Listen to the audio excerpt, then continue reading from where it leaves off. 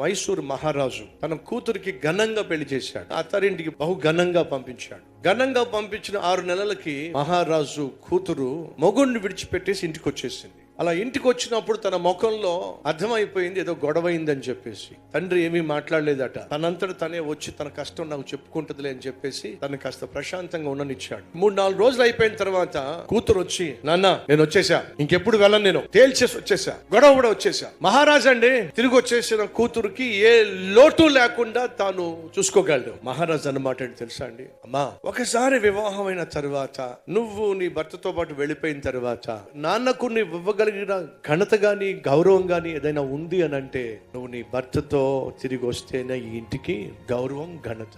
అలా కాకుండా నువ్వు ఒంటరిగా వచ్చావనుకో, నేను ఎంత మహారాజు అయినప్పటికీ కూడా ఈ రాజ్యంలో ఉన్న ప్రతి ఒక్కడు ఆలోచన చేస్తా, మైసూరు మహారాజు కూతురు కాపురాన్ని చక్కబెట్టలేక ఇక మన రాజ్యాన్ని ఏం చక్కబెడతాడు అని చెప్పి ప్రతి ఒక్కళ్ళను ప్రశ్నిస్తారమ్మా. నువ్వు తిరిగి వచ్చేసావు కాబట్టి తల్లే నీకు ఏ లోటు లేకుండా నేను చూసుకుంటా. భర్త స్థానం మాత్రం ఈ లోకంలో ఏ ఒక్కడు ఇవ్వలేడు.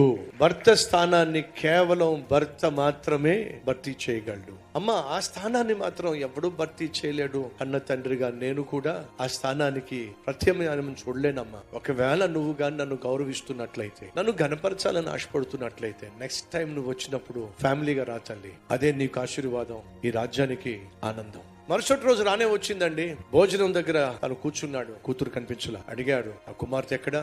అయ్యా, ఉదయమే మీ అమ్మాయి తన భర్తతో కాపురం చేయడానికి తిరిగి వెళ్ళిపోయింది. ఇలాంటి తండ్రులు కావాలి. ఓర్పుతో, నేర్పుతో నీ కుటుంబ వ్యవస్థను కట్టుకోగలిగితే నీ కుటుంబాలు నిలబడతాయి. కోపం గాని, పొగరు గాని, ఆవేశం గాని ఎప్పటికీ కూడా ఒక కుటుంబాన్ని కట్టడం సాధ్యము